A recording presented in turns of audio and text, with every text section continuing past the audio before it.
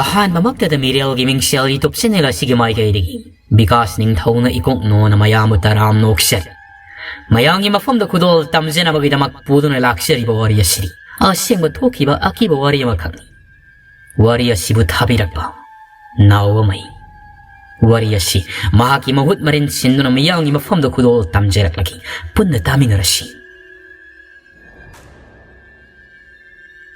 ꯃꯇꯝꯗꯣ 2016ꯒꯤ ꯗꯤꯁꯦꯝꯕꯔ ꯊꯥ ꯑꯩꯅ ꯆꯍꯤ 19 ꯁꯨꯔꯛꯄ ꯃꯇꯝ ꯑꯩꯁꯨ ꯏꯈꯨꯠꯇ ꯁꯦꯜ ꯈꯔꯇꯕꯨ ꯐꯪꯂꯕꯗꯤ ꯈꯟꯗꯨꯅ ꯂꯪꯐꯩꯗ ꯊꯕꯛ ꯁꯨꯕ ꯆꯠꯄ ꯍꯧꯔꯛꯏ ꯃꯇꯥꯡ ꯆꯥꯅ ꯄꯦꯆꯤ ꯈꯣꯜꯗꯒꯤ ꯕꯣꯔꯣ ꯃꯤꯁꯇ꯭ꯔꯤ ꯑꯃꯈꯛꯀꯤ ꯊꯕꯛ ꯍꯥꯏꯔꯛꯈꯤ ꯃꯐꯝꯅ ꯇꯦꯛꯅꯧꯄꯥꯜ ꯗꯤꯁꯇ꯭ꯔꯤꯛꯀꯤ ꯃꯅꯨꯡ ꯆꯟꯅ ꯂꯩꯕ ꯆꯤꯡꯒꯤ ꯆꯤꯡꯈꯨꯜ ꯑꯃꯗꯅꯤ ꯊꯕꯛ ꯑꯁꯤ ꯁꯥꯕ ꯂꯣꯏꯁꯤꯟꯗ꯭ꯔꯤꯕ ꯁ꯭ꯀꯨꯜ ꯑꯃ ꯂꯣꯏꯁꯤꯟꯒꯗꯕꯅꯤ ꯅꯣꯡꯃꯒꯤ ꯔꯦꯠꯁꯨ ꯋꯥꯡꯒꯅꯤ ꯍꯥꯏꯔꯛꯈꯤ ꯑꯁꯨꯝ ꯇꯧꯅ ꯑꯩꯈꯣꯏꯒꯤ ꯈꯨꯜ ꯅꯣꯡꯄꯣꯛ ꯁꯦꯛꯃꯥꯏ ꯑꯃꯗꯤ ꯊꯪꯅꯕ ꯈꯨꯜꯗꯒꯤ ꯏꯁꯨꯡ ꯏꯃꯥꯟꯅꯕ ꯏꯌꯥꯝꯕ ꯑꯍꯜ ꯐꯥꯎꯕ ꯌꯥꯎꯅ ꯑꯩꯈꯣꯏ 8 ꯊꯕꯛ ꯃꯐꯝ ꯑꯗꯨꯗ ꯁꯨꯕ ꯆꯠꯄ ꯇꯥꯈꯤ ꯑꯩꯈꯣꯏ 8ꯀꯤ ꯃꯅꯨꯡꯗ ꯑꯩꯒ ꯃꯤꯡ ꯆꯞ ꯃꯥꯟꯅꯕ ꯅꯥꯎꯕ ꯀꯧꯕ ꯑꯃꯁꯨ ꯌꯥꯎꯔꯝꯃꯤ ꯑꯗꯨꯒ ꯑꯩꯈꯣꯏ 8ꯄꯨ ꯂꯤꯁꯤꯡ ꯑꯣꯏꯗꯨꯅ ꯄꯨꯔꯤꯕ ꯑꯍꯜ ꯑꯃꯁꯨ ꯌꯥꯎꯔꯝꯃꯤ ꯑꯍꯜ ꯑꯁꯤ ꯑꯩꯈꯣꯏꯅ ꯃꯥꯃ ꯍꯥꯏꯗꯨꯅ ꯀꯧꯏ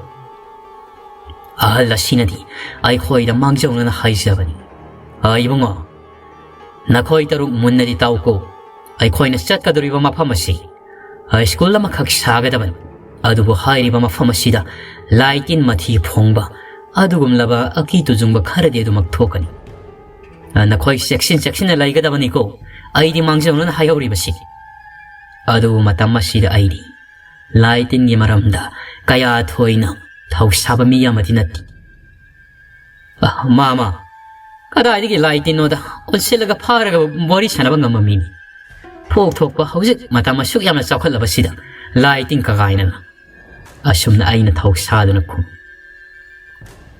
ꯑꯩꯈꯣꯏ 8 ꯄꯨꯂꯞꯅ ꯇꯦꯛꯅꯧꯄꯥꯜꯒꯤ ꯊꯕꯛ ꯁꯨꯐꯝ ꯃꯥꯏꯀꯩꯔꯣꯝ ꯇꯝꯅ ꯂꯥꯛꯄꯅ ꯍꯧꯖꯤꯛꯇꯤ ꯌꯧꯔꯔꯤ ꯁ꯭ꯀꯨꯜ ꯀꯦꯝꯄꯁ ꯑꯗꯨꯁꯨ ꯌꯥꯝꯅ ꯆꯥꯎꯏ ꯁ꯭ꯀꯨꯜꯒꯤ ꯒꯦꯠ ꯑꯗꯨꯒꯤ ꯍꯦꯛ ꯑꯣꯄꯣꯖꯤꯠ ꯗꯥꯏꯔꯦꯛꯁꯟꯗ ꯆꯥꯎꯔꯕ ꯎꯖꯥꯎ ꯑꯃꯈꯛ ꯌꯥꯟꯈꯤꯕꯒꯤ ꯃꯈꯣꯡ ꯊꯦꯡꯅ ꯀꯛꯈꯤꯕꯒꯤ ꯎꯔꯝꯁꯨ ꯆꯥꯎꯅ ꯇꯥꯔꯒ ꯂꯩꯔꯤꯕ ꯃꯐꯝ ꯑꯗꯨ ꯆꯪꯂꯛꯄ ꯃꯇꯝꯗ ꯏꯁꯥꯗ ꯀꯔꯤꯒꯨꯝꯕ ꯍꯥꯏꯐꯝ ꯈꯪꯗꯕ ꯏꯊꯤꯜ ꯑꯃꯗꯤ ꯐꯥꯎꯗꯕ ꯅꯠꯇꯦ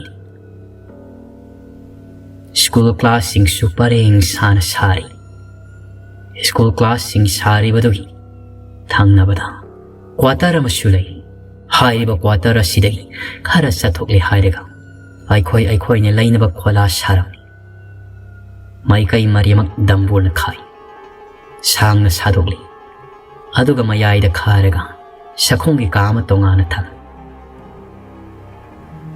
ꯑꯩꯈꯣꯏꯅ ꯂꯩꯔꯤꯕ ꯆꯤꯡ ꯑꯁꯤꯒꯤ ꯃꯊꯛꯇꯅ ꯈꯨꯜ ꯑꯃꯈꯛꯁꯨ ꯇꯥꯏ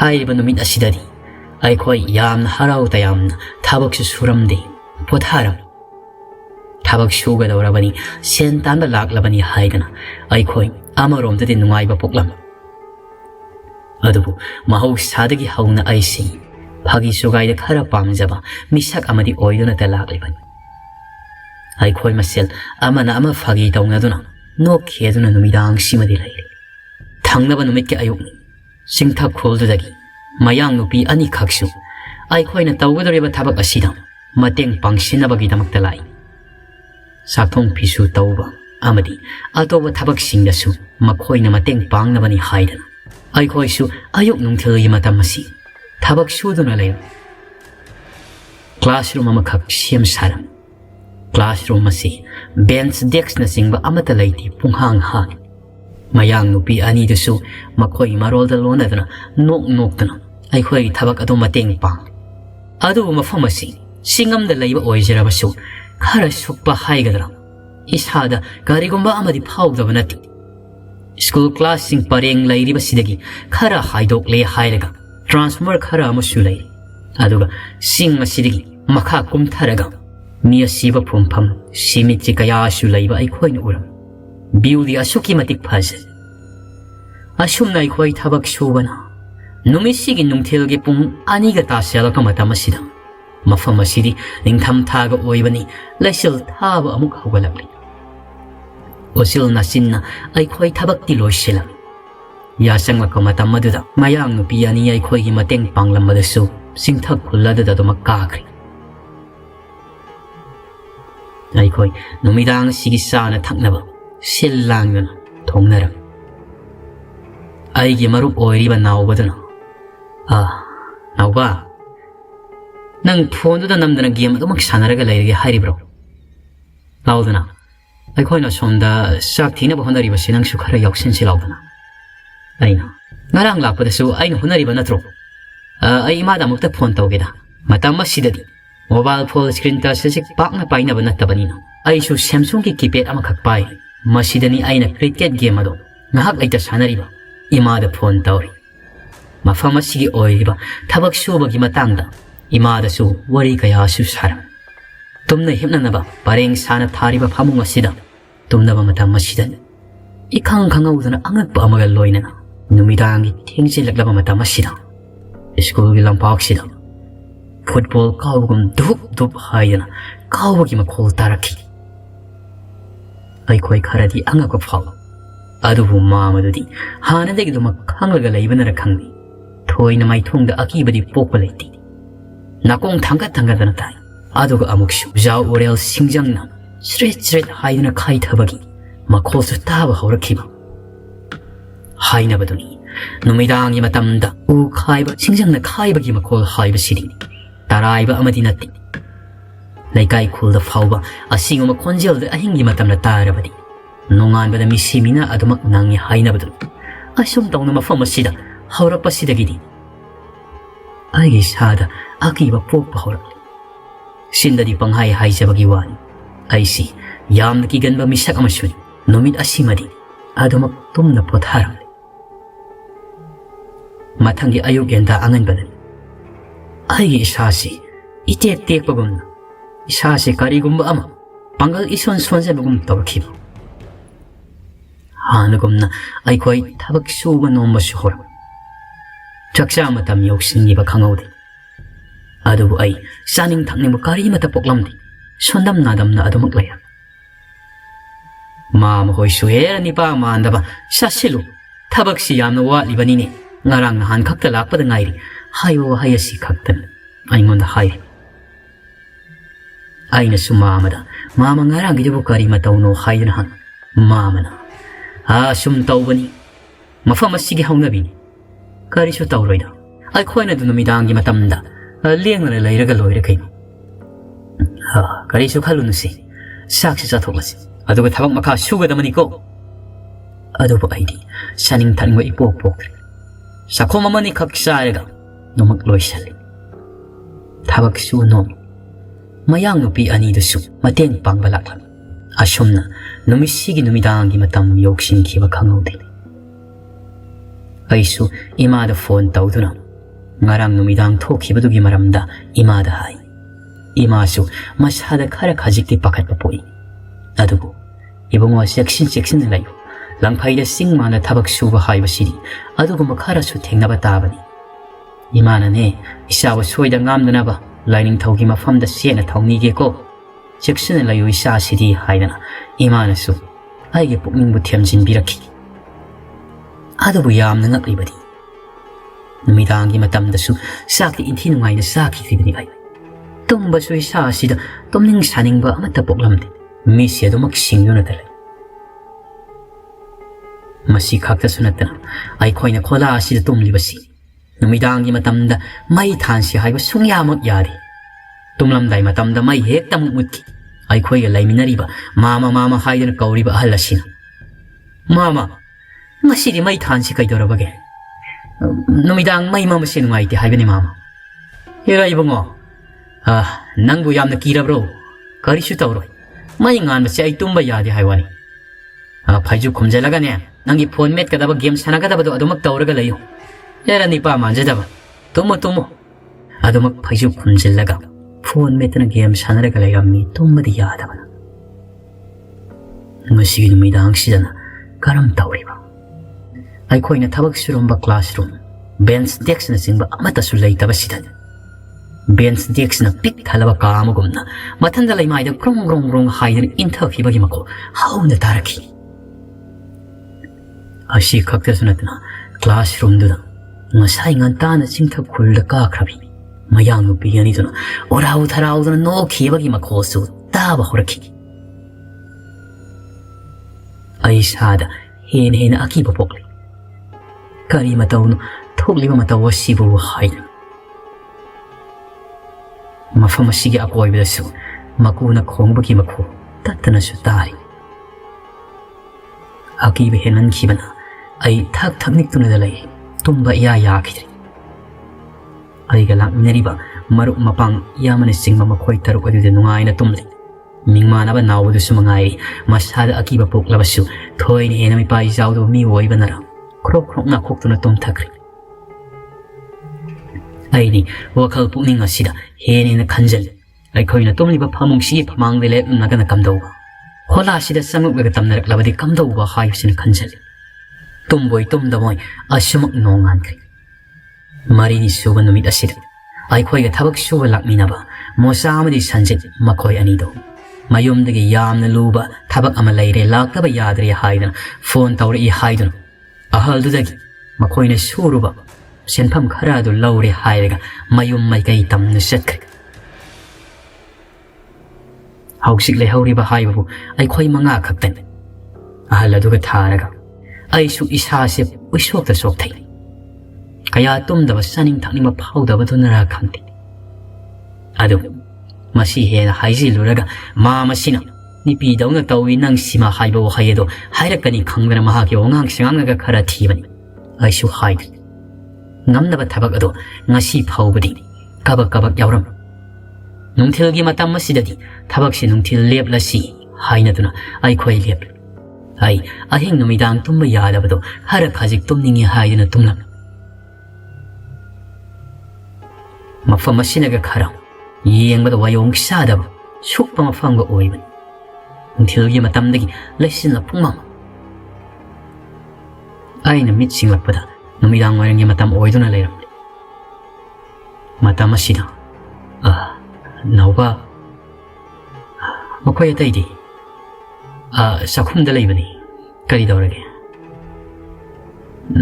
ꯑꯩ ꯃꯄꯥꯜ ꯌꯥꯝꯅ ꯊꯣꯛꯅꯤꯡꯉꯤ꯫ ꯑꯩ ꯃꯄꯥꯜ ꯊꯣꯛꯀꯦ, ꯅꯪ ꯑꯃꯨꯛꯇ ꯉꯥꯏꯌꯨ ꯂꯥꯎꯕ꯫ ꯑꯦꯔꯥ ꯅꯥꯕ ꯅꯪꯁꯨ ꯅꯤꯄꯥ ꯃꯥꯟꯗꯕ ꯆꯪꯉꯛꯄꯗ ꯉꯥꯏꯔꯤ ꯀꯩꯅꯣ? ꯍꯣꯂꯥꯁꯤꯗꯒꯤ ꯈꯔ ꯆꯠꯊꯣꯛꯂꯒ ꯂꯣꯛ ꯂꯩꯕ ꯁꯣꯝꯗ ꯊꯣꯛꯎꯔꯣ ꯀꯩꯅꯣ? ꯑꯩꯅ ꯂꯥꯛꯑꯣ ꯍꯥꯏꯕꯅꯤ, ꯑꯩ ꯏꯊꯟꯇ ꯊꯣꯛꯄ ꯇꯜꯂꯦ ꯍꯥꯏꯕꯅꯤ꯫ ꯅꯪ ꯁꯤꯃꯀꯣ ꯍꯥꯏꯗꯅ ꯑꯩꯒꯤ ꯃꯔꯨꯞ ꯅꯥꯎꯕꯗꯨꯒ ꯑꯩꯈꯣꯏ ꯑꯅꯤꯁꯤ ꯊꯣꯔꯛꯏ꯫ ꯃꯝꯁꯨꯞ ꯇꯧꯔꯒ ꯂꯩ꯫ ꯑꯩꯒꯤ ꯀꯤꯊꯤ ꯀꯤꯔꯨꯝ ꯇꯧꯗꯨꯅ ꯈꯪꯗꯦ꯫ ꯑꯩꯅ ꯃꯄꯥꯜ ꯊꯣꯛꯀꯦ ꯍꯥꯏꯗꯅ ꯃꯝꯁꯨꯞ ꯃꯁꯤꯗ ꯈꯖꯤꯛ ꯆꯪꯁꯤꯜꯂꯨꯕꯒ ꯅꯥꯎꯕꯅ ꯍꯩ ꯑꯗꯨꯋꯥꯏꯗꯅꯦ ꯁꯝ ꯄꯥꯏꯔꯒ ꯂꯥꯛꯇꯨꯅ ꯆꯤꯡꯕ ꯑꯃ ꯂꯩ ꯍꯥꯏꯕꯅꯤꯀꯣ꯫ ꯁꯦꯔ ꯅꯥꯕ ꯅꯪꯁꯨ ꯃꯄꯥꯟꯒ ꯊꯣꯛꯐꯝ ꯈꯪꯗꯦ ꯍꯥꯏꯕꯅꯤ ꯍꯥꯏꯗꯅ ꯑꯩꯁꯨ ꯄꯔꯞ ꯆꯦꯟꯁꯤꯜꯂꯛꯏ ꯄꯥꯈꯠꯄꯒ ꯂꯣꯏꯅꯅ꯫ ꯅꯥꯎꯕꯗꯨꯅ ꯊꯤꯛ ꯅꯣꯛꯂꯤ꯫ ꯅꯨꯃꯤꯗꯥꯡꯒꯤ ꯃꯇꯝ ꯌꯧꯔꯦ꯫ ꯑꯩꯁꯨ ꯆꯥꯛ ꯆꯥꯛꯈꯨꯝ ꯈꯔꯗꯤ ꯆꯥꯔꯝꯃꯤ꯫ ꯃꯈꯣꯏꯗꯤ ꯑꯗꯨꯃꯛ ꯆꯥꯏ꯫ ꯃꯈꯣꯏ ꯑꯀꯤ ꯇꯨꯖꯨꯡꯕꯁꯤꯒꯤ ꯃꯇꯥꯡꯗ ꯋꯥ ꯊꯣꯏꯅ ꯉꯥꯡꯅꯗꯦ ꯑꯩꯒ ꯂꯥꯛꯃꯤꯟꯅꯔꯤꯕ ꯏꯁꯨꯡ ꯏꯃꯥꯟꯅꯕ ꯏꯌꯥꯝꯕꯁꯤꯡ ꯑꯗꯨ꯫ ꯑꯍꯜ ꯑꯗꯨꯅ ꯏꯕꯨꯡꯉꯣ, ꯅꯪꯕꯨ ꯑꯍꯥꯟꯕꯗꯗꯤ ꯂꯥꯏ ꯇꯤꯟ ꯀꯥꯁꯤ ꯀꯔꯤꯁꯨ ꯂꯩꯇꯕꯒꯨꯝ ꯍꯥꯏꯈꯤꯕꯗꯥꯏꯅꯦ, ꯍꯧꯖꯤꯛꯇ ꯅꯁꯥꯗꯨ ꯌꯥꯝꯅ ꯀꯤꯔꯛꯂꯕ꯭ꯔꯅꯦ ꯍꯥꯏꯗꯅ ꯑꯩꯉꯣꯟꯗ ꯐꯥꯒꯤ ꯇꯧꯔꯤ꯫ ꯍꯦꯔꯥ ꯃꯥꯃ, ꯑꯁꯨꯝꯅ ꯇꯧꯔꯝꯒꯅꯤꯗꯤ ꯀꯅꯥꯅ ꯈꯪꯕꯒꯦꯅꯦ? ꯅꯍꯥꯟꯒꯤꯗꯨ ꯌꯦꯡꯉꯨ, ꯉꯔꯥꯡꯁꯨ ꯅꯈꯣꯏꯗꯤ ꯑꯃꯠꯇ ꯇꯥꯔꯝꯒꯗꯕ ꯃꯥꯟꯗꯦ꯫ ꯊꯕꯛ ꯁꯨꯔꯤꯕ ꯀ꯭ꯂꯥꯁꯔꯨꯝ ꯑꯁꯤꯗ ꯕꯦꯟꯆ ꯗꯦꯛꯁ ꯏꯟꯊꯕꯒꯨꯝꯅ ꯃꯈꯣꯜ ꯍꯧꯅ ꯇꯥꯔꯤꯕꯅꯤꯅꯦ ꯃꯥ꯫ ꯍꯦꯔꯥ ꯏꯕꯨꯡꯉꯣ, ꯅꯪꯒꯤ ꯋꯥꯈꯜꯅ ꯑꯣꯏꯔꯝꯒꯅꯤꯗ꯫ ꯀꯥꯟꯅꯗꯦ, ꯑꯩ ꯇꯨꯝꯅ ꯍꯤꯞꯅꯕ ꯇꯧꯁꯤꯀꯣ ꯍꯥꯏꯗꯅ ꯇꯨꯝꯅ ꯍꯤꯞꯅꯅꯕ ꯍꯧꯏ꯫ ꯑꯩꯗꯤ ꯑꯍꯤꯡꯒꯤ ꯃꯇꯝ ꯑꯁꯤ ꯑꯣꯏꯔꯛꯀꯅꯤ ꯈꯟꯕꯗ ꯏꯁꯥꯗ ꯀꯤꯔꯤ꯫ ꯃꯇꯝꯗꯤ ꯑꯗꯨꯃꯛ ꯊꯦꯡꯖꯤꯟꯈꯤ꯫ ꯃꯈꯣꯏ ꯇꯨꯝꯅ ꯍꯤꯞꯅꯈ꯭ꯔꯕ ꯃꯇꯝꯗꯤ ꯑꯩꯗꯤ ꯇꯨꯝꯕ ꯌꯥꯗꯦ꯫ ꯑꯩꯒꯤ ꯀ꯭ꯔꯣꯛ ꯂꯥꯎꯔꯕ ꯃꯣꯕꯥꯏꯜ ꯁꯥꯝꯁꯨꯡ ꯀꯤꯄꯦꯗ ꯑꯗꯨꯗ ꯀ꯭ꯔꯤꯀꯦꯠ ꯑꯗꯨ ꯁꯥꯟꯅꯔꯤ꯫ ꯃꯇꯝ ꯑꯁꯤꯗꯅꯤ ꯏꯈꯪ ꯈꯪꯍꯧꯗꯅ ꯀꯔꯤꯒꯨꯝꯕ ꯅꯥꯁꯣꯜ ꯄꯤꯛꯄ ꯈꯣꯟꯖꯦꯜ ꯑꯃ ꯇꯥꯔꯛꯈꯤꯕ꯫ ꯑꯩ ꯏꯁꯥꯁꯤ ꯁ꯭ꯋꯥꯏ ꯂꯥꯎꯈꯤꯕ ꯈꯪꯍꯧꯗꯦ꯫ ꯀꯔꯤ ꯈꯣꯟꯖꯦꯜꯅꯣ ꯇꯥꯔꯤꯕꯁꯤꯕꯨ ꯍꯥꯏꯗꯅ ꯇꯥꯔꯤꯕ ꯈꯣꯟꯖꯦꯜ ꯑꯗꯨ ꯑꯇꯩꯗꯒꯤ ꯑꯣꯏꯔꯝꯗ꯭ꯔꯦ, ꯑꯩꯈꯣꯏꯒꯤ ꯆꯥꯛꯈꯨꯝ ꯂꯩꯔꯤꯕꯗꯨꯗꯒꯤ ꯑꯣꯏꯔꯝꯃꯤ꯫ ꯃꯤ ꯑꯅꯤꯅ ꯃꯨꯔꯨꯝ ꯁꯣꯟꯗꯨꯅ ꯋꯥꯔꯤ ꯁꯥꯟꯅꯕꯒꯨꯝ ꯇꯥꯔꯤ꯫ ꯁꯣꯟꯊꯥꯡꯅꯅ ꯑꯗꯨꯃꯛ ꯂꯦꯞꯄ ꯂꯩꯇꯅ ꯇꯥꯔꯛꯄꯗꯒꯤ ꯑꯩꯁꯨ ꯏꯁꯥꯁꯤ ꯃꯁꯤꯡ ꯑꯃ ꯂꯥꯛꯂꯦ ꯁꯥꯎꯅꯤꯡꯕ ꯄꯣꯛꯂꯛꯂꯤ ꯍꯦꯔꯥ ꯈꯪꯒꯅꯤꯗꯅ ꯅꯣꯏ ꯍꯥꯏꯗꯨꯅ ꯐꯨꯛ ꯂꯥꯎꯅ ꯍꯧꯒꯠꯂꯤ ꯑꯗꯨ ꯆꯥꯛꯈꯨꯝ ꯑꯗꯨꯗ ꯆꯦꯟꯁꯤꯜꯂꯒ ꯌꯦꯡꯕ ꯃꯇꯝꯗꯗꯤ ꯀꯅꯥꯁꯨ ꯂꯩꯔꯝꯗꯦ ꯄꯨꯡꯁꯤꯛ ꯄꯨꯡꯍꯥꯡ ꯍꯥꯡꯂꯒ ꯂꯩꯔꯝꯃꯤ ꯑꯩ ꯏꯁꯥꯗ ꯑꯀꯤꯕꯗꯤ ꯄꯣꯛꯂꯤ ꯏꯁꯥꯒ ꯊꯛ ꯊꯛꯅꯤ ꯆꯦꯟꯊꯣꯛꯎꯔꯒ ꯐꯃꯨꯡꯗ ꯑꯃꯨꯛ ꯆꯪꯂꯒ 이마다 깝라가 폰토 이마나수 이봉어 와용 샤라다고 어디 하얀 욤다 라키가 라오다 이마나수니 라이틴 코람리바니 이사하기다 막다 가이수 소잉암다바디 어이고 라오 이사는 랑파이다 아도마이나 라이라가 이마나 욤다 까람나 누아이나 라이방 감가다바노 하잉 라오고 하얀 이마나수 폰탕 아이와 칼라시다 간질로라가 헤나 아키바돈 뽀글리 아한바 라꼬 누미투긴 농안다다나 스쿨 lampak asida bon kauba singjang khaidabagi ujawianbagi mako takiba ani sobanan class adudagi khara naksilaktan asum aigi inak ai khoina lairwesigi manak phawba naksilakpasida ai kidaba pakhatabadi ngamdri mitnaga pungkut kulli hanadigi kharaga kanglaga laybani amok hena kangsil adubu thabak ado tumak namnaba haidan tek yawsela अदब नुमिसिगे अयुक ngantadagi ai khoi manga khak le hawado makhoi ani masu yumda anaba yaure hospital da pukhatkadaba leiri satrabadi yaroi haidan ama khakta sapadu sungaitre makhoi ani mak thokrage haidan chathira aujik le hawri basi mama siga tharaga ai khoi ahum khakta ngai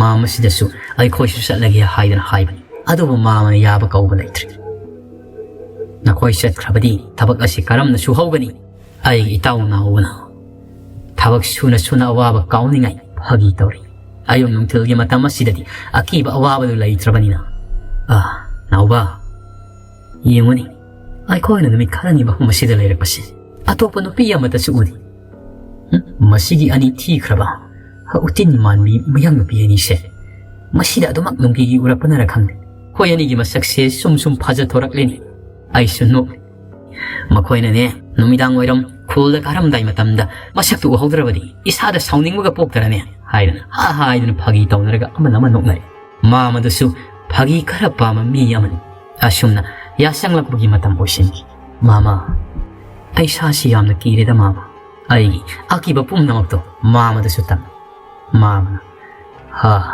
ibungo nang yamna kira male se nangi kiba phanaba wari yama ai ligi ko nahan wai ai imanaba amaga ai khoyani lamhang amada domak laga amang sigi masi yamada chaurba khongang am shu matama sida ai khoi gi mang phaun phingau shepi ama khak tawat chamna sen ki asmama mahamagi wari sidi ai kiba phanaba haigadre hena dum kirakadori da mama taune loi phau taune ai khoi ni su yum da hanchinarak ai su ai gi thongan konthong sai ani do hangdok le hairaga hongal adum da parap chang isada ising da singai haidana tung onthok lagi yenglubada phingok se panga saigi do ai khoi konthong sai tu de makhong ya tharaga phre haina phamaga leiram libani ni haidana asmama mama gi sidi pharak da mama wari sibu kari ai hena dum kiri mama da phak nungli ai mong da matam na satri basu kiba henman labadi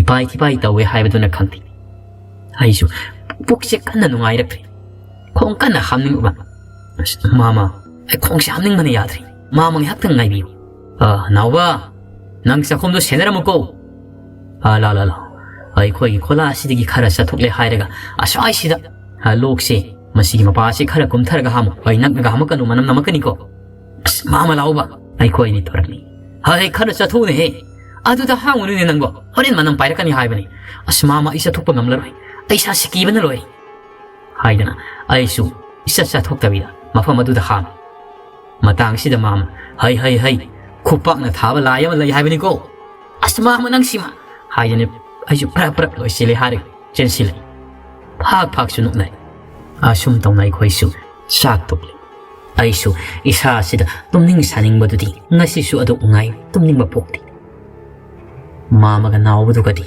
tumri ngasina amuk kaidaurakadoriba khanbada isasi ai kibanadi loyabani phaisu manung adu khonsillaga game kanna ai sanaraga leiribani Matamde do magtengsilay.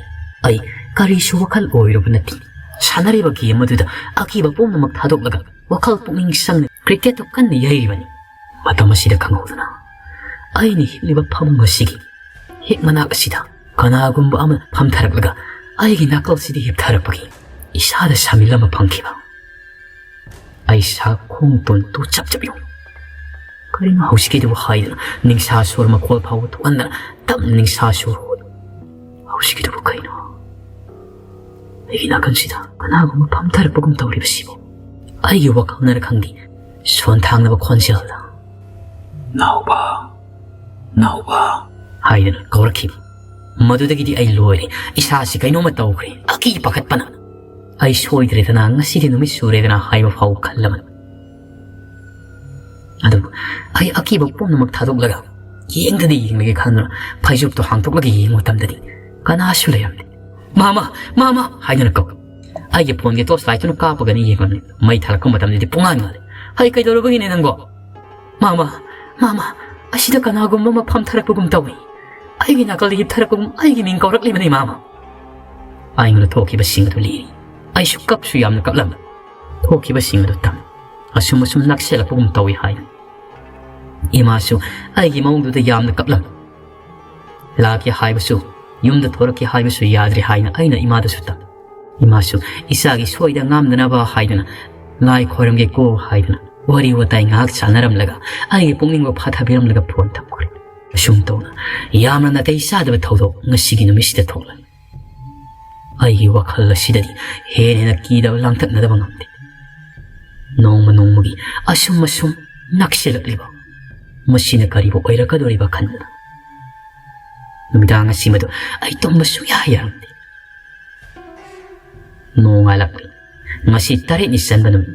Mama sila su ay na. Yung dahalagi mama ay makata na lay tabang amlaroy hay na hay. Ado mo mama na. Nipatok tabak arisu tauroy kay dorobagin. Nanggi wakal na pangkanda kanjin mo oy. Ba para ba di buto ihay ba do kangi na nang. Hay da mama sila su tiyamsin na ba konay. Nihak pagisok hay tawdo na. Awawa kauro ba su. Numidang wairang gimatamyok sila padigi kauri. Tol hay na ba isa sinikpa. Pamong da sang laga ay tungga da ba faw ba ki. Ngarangi mawong da. Ikoy ki kola adogi. Tong siyang pamasiya da taliba. Blab adogi mga kangka da masyak mga aloy ni kajik di pang. Kangka da lay iba iki sendal da do. Lokto ki hay na. Kwet la sinalam lugan. Matamasida kangaw da na. Miyo ibagi kwet kongong maan ba. Patlaw na kangka sida sing kiba do ay nukaw. Madudagi ay isa sinik na hamuk toyo baloy. Masi oy riba mo masida di. Pamong masida kakalaga tunga ni fawa kisara. Ay yam su kaplang. Mama sinasu. Ay gi iwong itaw si yam na nungay taba mali. Nauba. Pare. Nang hayeng din niya. Nipani suba numisi din niya. Ayong mantari yung dahan ko. Nauba na koy anihan ko. Ado ay gi kutadi. Bara oy na ba pa siya asu amatalay ti mama. Nahanalaw pa siya su. Phone recharge kara haptok. Amakrataw. Loy na loy sinkre mama. Mama na. Pare. Ay gi kutane. Lupa siya amadilay. Nauba. Nang giti pa siya lay libra. Ay gi su. Ay gi toki na babara ko na nabadilay mama. Pare. Ay gi lupa siya amasya hayang pura kasalo. Mama di. Ay gi di kari su kalun. Mafam sida di. Ay tanda karam na di lay rugani. Singta kola sida kakalaga niya. Ay lay rugani. Hayang ayuk to. Mantana sa loko. Hayang. Ay gi akiba moong duda. Mama duso. Nungay ta. Mama ay koy umado. Wari watay taw na. Jwar sana si hay na. Jwar puthok laga sanaram. Ngasidi. Ahingi matamado o sinkri. Ngahan makay akitam na ba. Akiba po haliba matamado. Hendokri. Ado po hausik pawadi. Karisu tawrak lamni. Ay koy si tumna na layba gira di kangri. Nahan makay akito zumbay hiyip tawri basi. Ahingi barogi pung pamasidan. Ado po ngasidi. Barogi pung pamasi mapung pani hendokri. Dahan ba panglagani kanmada haraw basi kariga sangdam narugan. Asum na hinga si madi karisu toydok balay na. Nung mapung panang ngangri. Nung ngan baga mama sinasway ngonda. Makakilo pa sa amado sinaraga. Ay ko'y payom tayom tawraga mafamado di kitorag. Mama dusu singta kula doon do kakatlaw. ai khoi ani main road lambi tan khongna thorakla adu lambi asidani gari su amata selamdri general strat ka laibra haibadu di khang khongna mate khar khakla matama sida track nu pa ma khak ma ki karda pot chai ka ya pu thorakla ai khoi na khut haiduna khang na khoi ani kada yogadabano thawa yogadabani track nu pa duna su ai su yogadabani lao adu di puna samina khrasi ashum tong na ai khoi thawa yoshaki kaka na ai khoi si phaw ya hon birak pagi bara ka ya logadabano track nu pa duna samaga manga piyo samaga manga nauba samaga manga haine sam chapi yamaga asoiba lupa manga chapi yamaga pisan adu di na tene 500 haibani ne nauba namon gi lupa sama amaga piro ai gi mamana pirak liba sama siga sani sipi grasi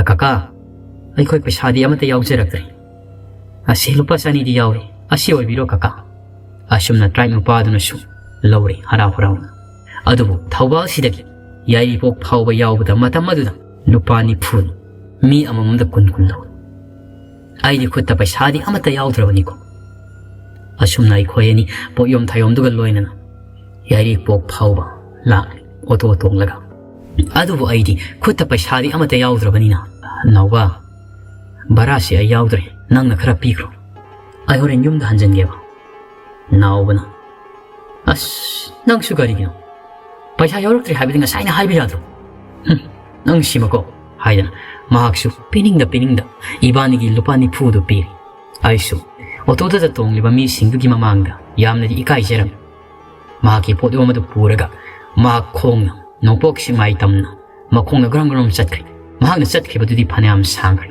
aisu matung inana do maglai phanayam chatlaba kanda ahanba oina khoigi thabak sufamdudagi thokraba makhoi khara activa da thawrga laklami maduda thengnari nauba nakhoi ngasi da thorak libra lao ai gari sida yawrasi asumna aisu magi gari maning maduda to gari thawna gari tongna nauba ai mafum adugi ma tawdu khangma ngamdrabaduda adumak thoklabani mafam aduda thokriba thawdu nang mamangi matamda gari su khangdabra tadabrane gari thawdu khokhibaga laibagi madudagi mahakna asim wari pumnamakto aingonde lithokpa horak ai khoi semjin sajelebi school gate adugi hek mayok nabada lairiba shauruba uwa makhong thingna yantha thiba uwa du maktada mamangi matamda laisabi amakhak thauri yalaga sikhi hai aduga school adugi naknabada transfer amadi aiji tawar khara lairiba dudasu mai semada mayang masani su maina singlaga yamna tamthiba mongda sikhi hai maramaduna makhoi thawai mireladun tamnabani haibado mahakni lirakpadagi khangli asi khakta sunatna moirangdagi nipa angang amasu mafam aduda thabak suba lakpada aingonda thokliba thawdok aduga sap manana thoklaga sikhiba su yawkramali mahakna pumnamak tamlai nipa angang adasu nongmagi aingonda thokriba dugo mahak makhoina lairiba mafam aduda asumak tamna naksilaklaga aki to jungba kaya su tawsan adubu thabak suriba miwa yataidadi karisu tawdraga mahak khaktada atamnana aki to jungmudo pohali hai atai thabak suminariba singaduna kaya thoina tasiludabasa mafam aduda mahak nipani suba numit ahing aduda oirom saron tumlingi matamnada kanagumba amagi khutna khudyaiga khudombigana nakhang mapasi jara nantharami hai mahak namami singlaba matamda kanagumba mana aigi maisida nantharabagum taw nakhoi nantharamra adu thabak suminariba singaduna nangi wakhalno oiramgani nangna akiba pongkhanda khanjin maduda oiramgani haidana haibibasan asum tawna angang adu masado tumningi masado isok thai haidana numidangda tumki hai nongalakpa matamda nakhang ngarang nanti hairiba pado musin muna khamteklaga adu mak sirga le musin muna khamdik libadusu paibada bere haiduna petchen bagumna maram oina sanglaga targa le aisu kariguma nomuga sontharam labadi nipa ngang moirang masa aduda thokki bathawdo aingonda thoklam loi hainingai leibanati mafam aduda ai khoi khakta natana mamangda mistri kaya su thabak suba laklaga thabak suba ngamna aki tu jungmana henanna hanakhi basu kongai hayan hai ngasi phau mafam school lado saba loishanna lairi haibam su hai ꯃꯇꯝ ꯑꯗꯨꯗ ꯑꯩꯒꯤ ꯏꯁꯥꯁꯤ ꯆꯣꯛꯊꯈꯤꯕ ꯇꯨꯝꯗ ꯆꯥꯗꯕꯗꯨꯅ ꯍꯧꯖꯤꯛ ꯐꯥꯎꯕ ꯏꯁꯥꯁꯤ ꯍꯪꯒꯠꯄ ꯅꯣꯏꯈꯠꯄ ꯉꯝꯗꯅ ꯂꯩꯔꯤ. Brother ꯅꯥꯎꯃꯩꯒꯤ ꯄꯨꯟꯁꯤꯗ ꯊꯣꯛꯈꯤꯕ ꯋꯥꯔꯤ ꯑꯁꯤ ꯑꯩꯒꯤ ꯆꯦꯅꯦꯜ ꯑꯁꯤꯗ ꯃꯌꯥꯝꯒꯤ ꯃꯐꯝꯗ ꯈꯪꯍꯟꯖꯔꯤ. ꯋꯥꯔꯤ ꯑꯁꯤꯒꯤ ꯏꯔꯣꯏꯅꯅ ꯃꯤꯌꯥꯝꯒꯤ ꯃꯐꯝꯗ ꯑꯀꯤꯕ ꯑꯁꯦꯡꯕ ꯊꯣꯛꯈꯤꯕ ꯋꯥꯔꯤ ꯂꯩꯕꯤꯔꯕꯁꯨ ꯑꯩꯒꯤ WhatsApp ꯅꯝꯕꯔ ꯗꯤꯁꯀ꯭ꯔꯤꯞꯁꯟꯗ ꯍꯥꯞꯆꯔꯝꯃꯤ. ꯃꯗꯨꯗ ꯊꯥꯕꯤꯔꯛꯑꯣ, ꯁꯨꯡꯁꯣꯏ ꯁꯣꯏꯗꯅ ꯍꯥꯞꯆꯔꯛꯀꯦ. ꯑꯃꯨꯛꯀ ꯍꯟꯅ ꯈꯨꯔꯨꯝꯖꯔꯤ.